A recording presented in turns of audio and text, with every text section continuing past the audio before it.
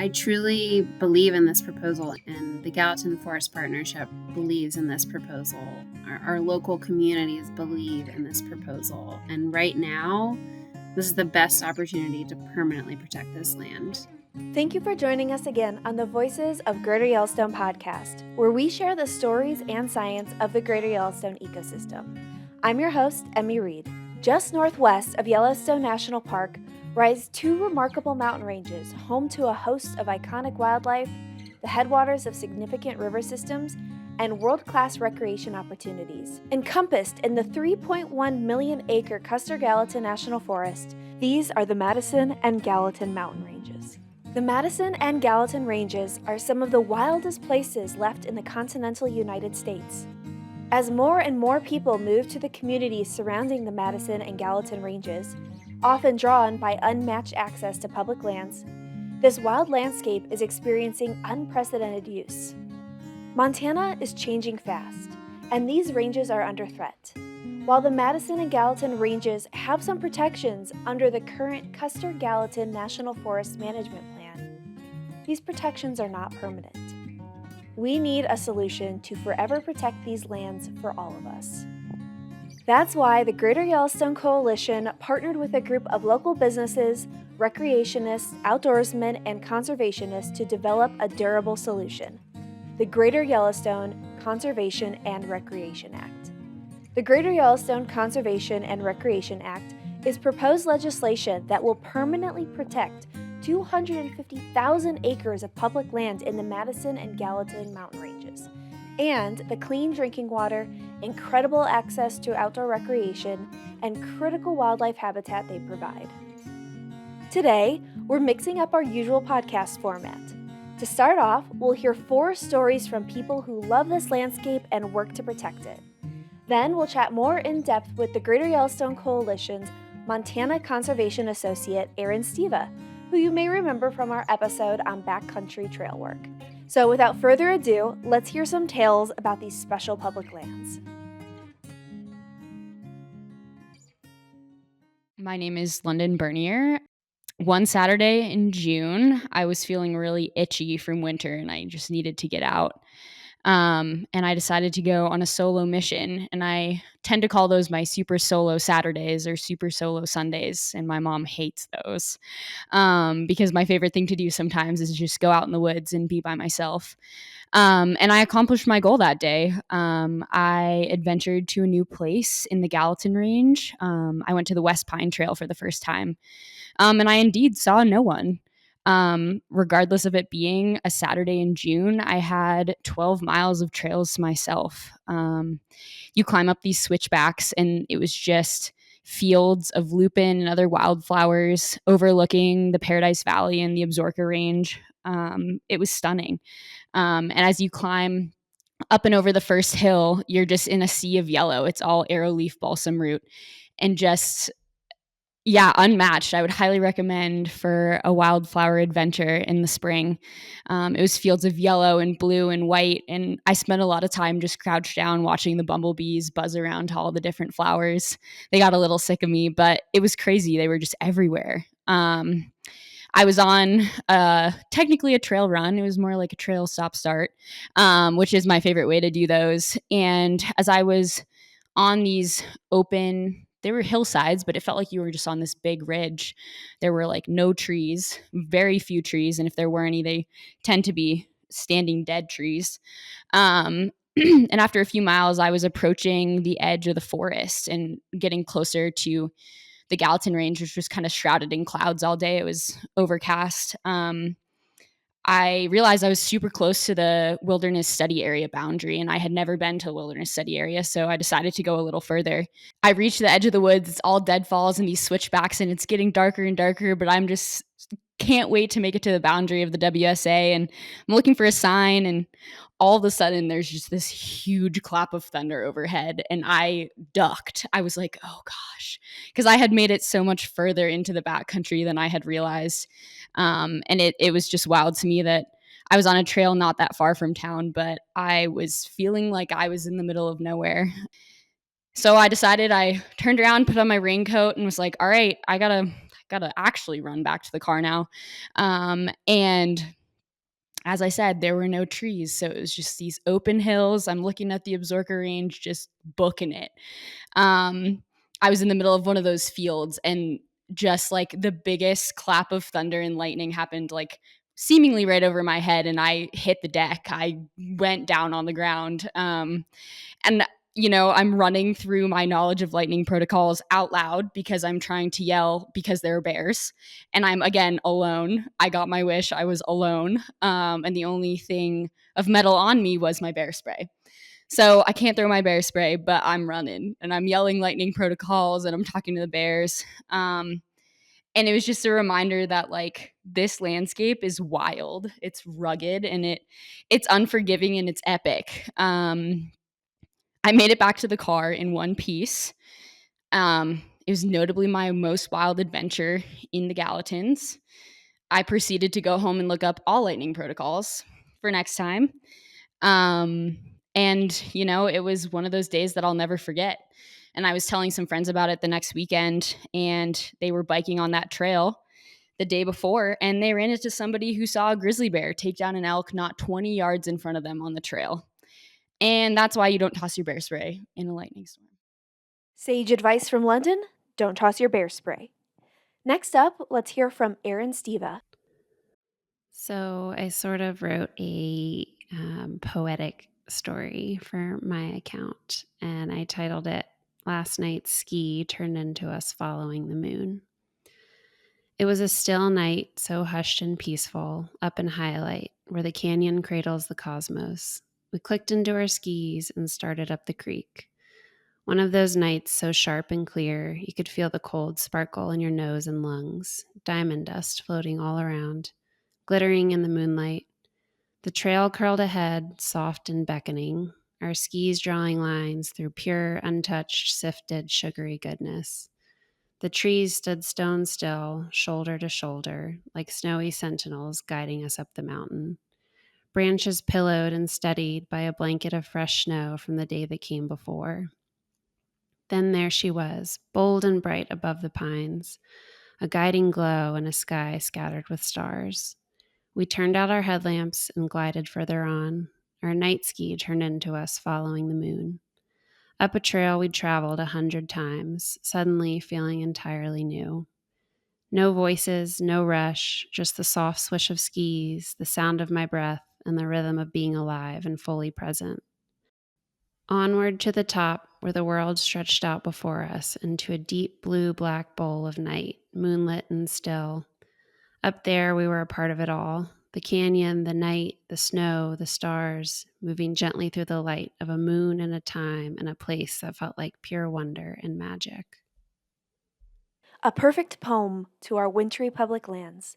Next up, the Greater Yellowstone Coalition's Montana Conservation Manager, Sally Schrank. It was a warm June morning, and 4 colleagues and I headed up the long and windy road to the Windy Pass trailhead. If you haven't been on this road, you are missing out. It is a true mountain road where if you are unfortunate enough to sit in the back seat, all you can do is think, thank goodness this isn't my car that's taking this beating. Fortunately, we had a safe driver and a good set of tires to get us over the rocks and bumps for the 45-minute drive. The cool air in the pine forest felt good to my warm body as we headed uphill to the Gallatin Crest. The hike was full of spirited conversation about conservation easement laws in Montana, a tutorial on Montana's power grid, and we discussed the coal trains. These were conservation colleagues, of course. Before we knew it, we were approaching the sunny fields of grass and wildflowers near the top of the crest. The trail changed from a hard, worn stone and dirt track to a soft, boggy trail through the grassland, and it was windy. Not the kind of wind that blows you over, but that early summer wind that expands your lungs and smells delicious. We left the trail and wandered through the grassland toward the top of the crest to peek at the Paradise Valley. There we sat and ate lunch. I noticed how everyone's mood settled into nature. Instead of discussing heavy topics like climate change as we had on the way up, We described our favorite hikes and shared stories of wild adventures. Smiling and looks of surprise were now the norm, as well as lots and lots of laughter. In that moment, I enjoyed the scenery and the smell of grasses and pines. I appreciated the great friends who made this journey with me. It was only a day on public lands, but how fortunate I was to get out in the mountains and see that amazing place that is Montana. Hearing all these stories makes me want to head out on a long hike in the Madison or Gallatin Range. Finally, we have a story from the Greater Yellowstone Coalition's Executive Director, Scott Christensen. I grew up right next door in Idaho, so I've spent a lot of time running around the backcountry throughout the years and have always felt so fortunate to have such amazing public lands literally right out the back door. One of my core memories from the last few years that involves our backyard here in Bozeman is of a backpacking trip I took with two of our kids during the COVID pandemic, so in August of 2020. This was in a period when we hadn't, been outside a whole lot for 6 or 7 months, and had some serious cabin fever going on at home. I know if you think back to that period, it's probably a pretty common feeling from 2020. So we, with 6 of us in the house, my wife and our 4 kids, we really felt like we were kind of busting at the seams and needed to get outside and maybe spend a little time away from each other, to be honest. So anyways, my daughter Ruby and son Abe, Ruby 13 at the time and Abe 11, we ended up hatching a plan to go on a backpacking trip in the Madison Range. And as is often the case with getting kids outdoors, it helps when there are friends or family involved with that. And so we invited some family to join us who was in a similar position as we were, just serious cabin fever and wanting to get outside and missing the outdoors and missing connecting with family. And so we invited my sister-in-law and her family and their kids to meet us at a trailhead in the Madison Range, where we planned to hike into a couple of lakes and pack in our fly rods and have 3 or 4 days of fun time together, which we had really been feeling like we'd been missing out on for a while. So anyways, we drove up, we ended up rendezvousing at the trailhead and hiking in 5 or 6 miles into a remote alpine lake in the Lee Metcalf Wilderness area. For me, to be out there on the trail with my kids and watching them spend time with their cousins and seeing the joy, both in like reconnecting with family, but also in just doing something that at the time felt a little bit novel and a little bit more adventurous, just because we'd been cooped up for so long. So anyways, we started out on the trail, beautiful trail along a creek where there were multiple waterfalls. Each one we stopped and took pictures by.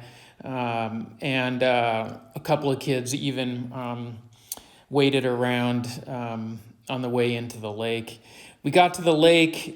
We proceeded to get munched on by mosquitoes there, which is a classic summer backpacking experience. But spent some joyous days together catching cutthroat trout on dry flies and just hanging around in camp, which again at the time just seemed like such a luxury and a blessing. I remember one day a few of us got up early in the morning and hiked up to the top of a peak across the lake from where we were camped. And there were mountain goats all over the place on the top of the peak, which was really cool to see. And when we got back down to camp, some of the kids who had stayed and hung around that morning had stacked their hammocks up on trees. And when I got back to camp, there were like 7 hammocks stacked on top of each other on trees. So it looked like this big, like free hanging bunk bed with a kid in each one. And so I don't know, it's just such a great memory for me thinking about 5 years ago now, and the freedom and opportunity to get outside and to kind of look at and experience our public lands through a new lens,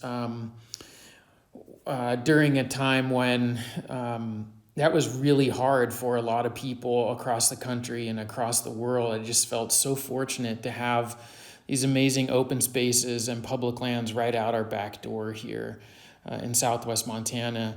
Gave me a new appreciation for the Gallatin and Madison ranges. I mean, think about the amazing trailheads that are within a few miles of town here. In fact, you can hop on a trail right from our office and basically walk to Yellowstone National Park along the Gallatin Crest. That is such a unique opportunity, and the fact that it exists here is still, it's really energizing to think that part of our mission is to work to protect those places so that we can have the kind of experiences that I was able to have 5 years ago with my family and continue to have today. And my goal is that my kids and my grandkids and their kids have those same opportunities, and realizing how unique that is in a time when so much open space is being lost and access to federal public lands is so much more difficult in a lot of different places.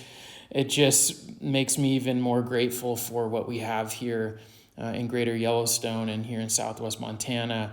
I mean, we have the best backyard on the planet, I'm convinced, and it's a gift to be able to show up and work on behalf of this special place every single day. A round of applause for our 4 amazing storytellers. If you've never visited the Madison or Gallatin mountain ranges before, I hope these stories have given you an idea just how incredible this region is and why it needs to be protected for generations to come. Now let's learn a little more about the Greater Yellowstone Conservation and Recreation Act with Aaron Steva, who leads up the organizing efforts for this proposed legislation. Aaron is a Swiss Army knife, engaging in many aspects of programmatic work throughout the Greater Yellowstone ecosystem. A Virginia native, Aaron grew up at the foot of the Blue Ridge Mountains in Charlottesville and attended college a bit further down the road at Virginia Tech. After leaving behind careers in the wine industry and biotechnology, she spent some time exploring other corners of the world and monitored endangered species in South Africa. Upon her return to the States and in search of change, she headed west in 2019 to pursue a life outdoors, leading trail crews with the Montana Conservation Corps and later with the National Park Service in Yellowstone National Park. Now, we're grateful to have her here at the Greater Yellowstone Coalition. You may hear us refer to the Greater Yellowstone Conservation and Recreation Act as GYCRA, and just know that's an abbreviation of the full name. All right, let's dive in and learn more about this important piece of proposed legislation. All right, Erin, we just heard some beautiful stories from this extra special landscape and the people who love it. And I think we can agree that this is a place worth keeping just the way it is. But I wanted to hear briefly from you. Why is this region worth protecting? So we're really talking about the Madison and Gallatin mountain ranges here in southwest Montana, that stretch north out of Yellowstone National Park to just south of Bozeman, and this land kind of between Paradise Valley and the Madison Valley, and these incredible mountain ranges that really provide our clean drinking water. They provide critical wildlife habitat to a wide range of species. And they also provide us some pretty incredible access to remarkable hunting and fishing and riding and other recreation opportunities. And so I'd say, in essence, these lands and mountain ranges sort of embody the Montana way of life that we all love and appreciate. And I would say this landscape is home to a really diverse economy with ranching and agriculture still really a dominant and at the heart part of this landscape.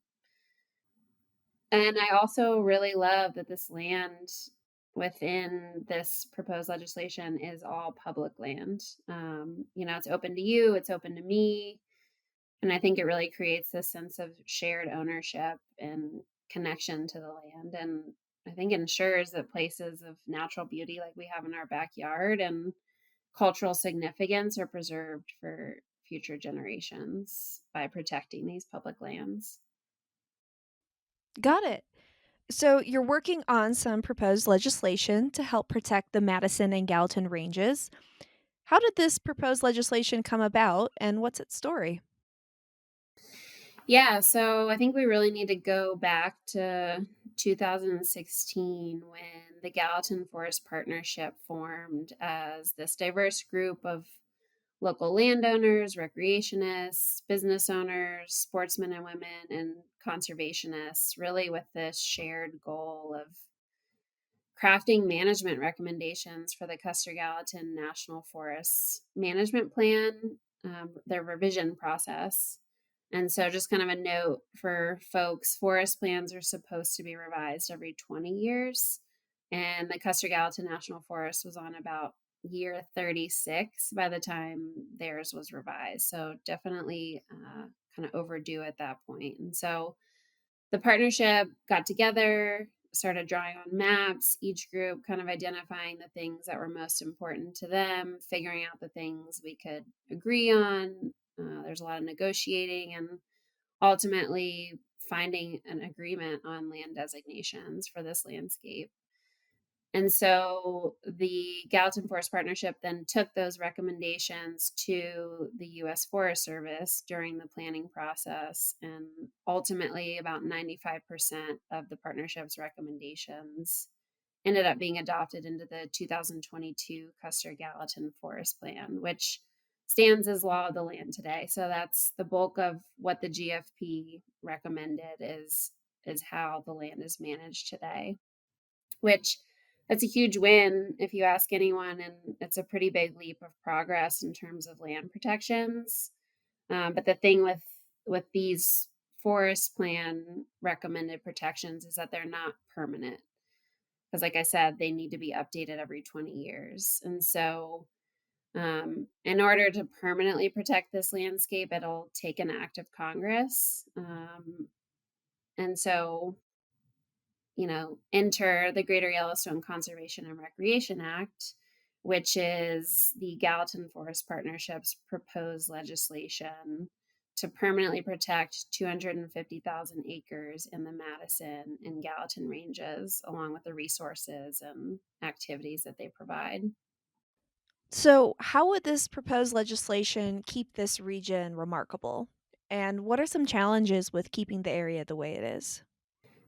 Yeah, so we were proposing really through a historic amount of wilderness designations and three special use recreation and wildlife management areas um, to protect this landscape. And so the act will designate nearly 124,000 acres of new wilderness in the Madison and Gallatin ranges, which ultimately protects this pretty massive swath of wild, undeveloped, and unfragmented land so that wildlife has room to roam through an important corridor, kind of going in and out of Yellowstone National Park. And to kind of break that down, we're looking at roughly 102,000 acres to be the Gallatin Wilderness area, and then adding about 22,000 acres to the Lee Metcalf Wilderness area. And then the act will designate 70,000 acres in Highlight Canyon and the Bozeman Creek and South Cottonwood drainages as a watershed protection and recreation area. And so this designation really safeguards our drinking water, knowing that about 80% of Bozeman's water comes out of Highlight. And these designations also give the Forest Service, who is the managing agency, it gives them more resources to manage kind of these unique recreation pressures within these more front country spaces, which are significantly higher here than really anywhere else in the range. And this designation would also provide the Forest Service the ability to reduce the risk of wildfire in Bozeman's municipal watershed. It will also designate 25,000 acres in the northeast of the Gallatin Range as the West Pine Wildlife and Recreation Management Area, which would permanently protect the area from mining, new road building, and commercial logging, but would still allow the forest to manage for things like fire, and protect that wild and urban interface. And this area is also a pretty important resource for local mountain bikers. So wanting to maintain their access in this area. And then finally, it would designate 31,000 acres at the southern end of the Gallatin Range as the Porcupine Buffalo Horn Wildlife and Recreation Management Area. And currently, some trails in this area are open to dirt bikes and mountain bikes at different times of the year. And part of the area is also open to snowmobile travel in the winter. And so our proposed legislation preserves these important and longstanding recreational opportunities by maintaining that access. And in addition, we want to prevent any trail expansion, development, as well as timber harvest in this area to protect that critical wildlife habitat.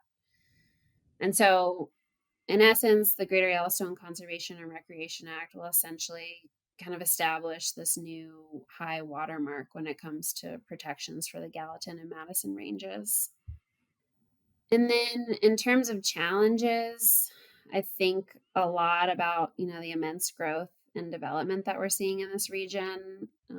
It's pretty impossible to ignore, and we can see that Montana is rapidly growing and changing, and the Madison and Gallatin mountain ranges border some of the fastest growing communities in the state. So there's this challenge of, how do we protect what we have right now and not allow all of this recreation expansion into these still really wild places that provide us solitude. Yeah, of course. Like that preservation is so important and making sure that this place just, I mean, as we've said, keeps it the way it is. I think that's just what we all can agree upon. Totally. So, the name of this proposed legislation, the Greater Yellowstone Conservation and Recreation Act, contains the both words conservation and recreation. And those sometimes aren't words you hear together. Um, how did local groups come together to protect wildlife and water while also supporting recreation access that already exists? Yeah, those are not words you often hear together. But we really, we did this through collaboration, which we know builds durable solutions. And all the Gallatin Forest Partnership members took this collaboration really seriously from the get go. And when we all kind of came to the table initially, we committed to listening to and understanding each other, even if we didn't see eye to eye, and really respected each other's perspectives and input. And there's always just been this underlying thread and understanding of this, we're going to show up with this willingness to engage in real constructive dialogue, and that's always been, key to success here. And I'd say, I think the level of support that the Gallatin Forest Partnership and our proposed legislation has earned over the last decade, nearly 2,500 individuals and about 150 businesses and organizations, in addition to the fact that the majority of the partnership's original proposal was adopted into the 2022 Forest Plan, tells me that the Greater Yellowstone Conservation and Recreation Act is a really durable proposal that the majority of our communities can get behind. And I would add, that massive support came from a lot of legwork and a lot of tough and uncomfortable conversations, and folks really realizing, it's okay to agree to disagree. We're still going to show up. And I think the most important element to the success of this group and this proposal so far, and really a testament to its balanced recommendations, is even when we did disagree on things, we still showed up and continue to show up and sit down at the table. Why is it important now to get the Greater Yellowstone Conservation and Recreation Act introduced in Congress? Well, as it stands, the bulk of the proposed protections in the Greater Yellowstone Conservation and Recreation Act are within the current highlight porcupine buffalo horn wilderness study area. And this WSA was designated by Congress in 1977. And we know that, and we've seen that WSAs are unstable and tend to present kind of these long-standing issues for recreationists and permittees and the managing agencies. And so, with the approval of the new forest plan in 2022, we now have some real groundswell to kind of move forward and to provide some management clarity for this landscape.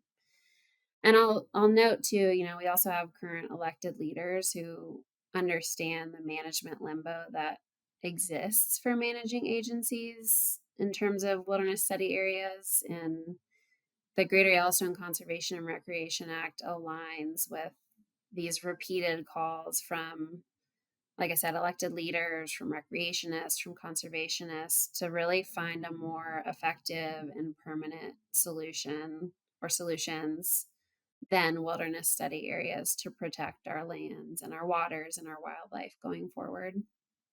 Aaron, what makes you hopeful or excited about the work you're doing with the Act? Yeah, thanks for asking. I think that's a super important piece to all of this and why I continue to show up every day. But, I believe in the Greater Yellowstone Conservation and Recreation Act because it's this very balanced, middle of the road proposal that I feel really takes into account everyone's interests, and it's realistic in the sense that we're looking at what uses are already occurring on the landscape today when it comes to the protections that we've proposed.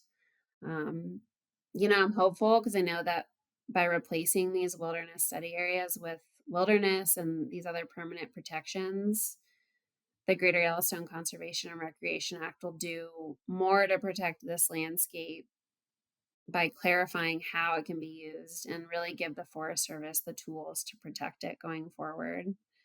I'm also hopeful because this act, it was built from working together with other folks, shoulder to shoulder, day in and day out, who all really care about this landscape. It's our backyard. We're in it every day. And it matters a great deal to us. And I kind of mentioned it earlier, but a lot of folks have showed up to the table and continue to do so throughout the years. And look what we were all able to accomplish. It was a new forest plan with more proposed wilderness than has ever been proposed for this landscape. And um, I'm excited because this proposed legislation means I get to work on protecting a place I'm fortunate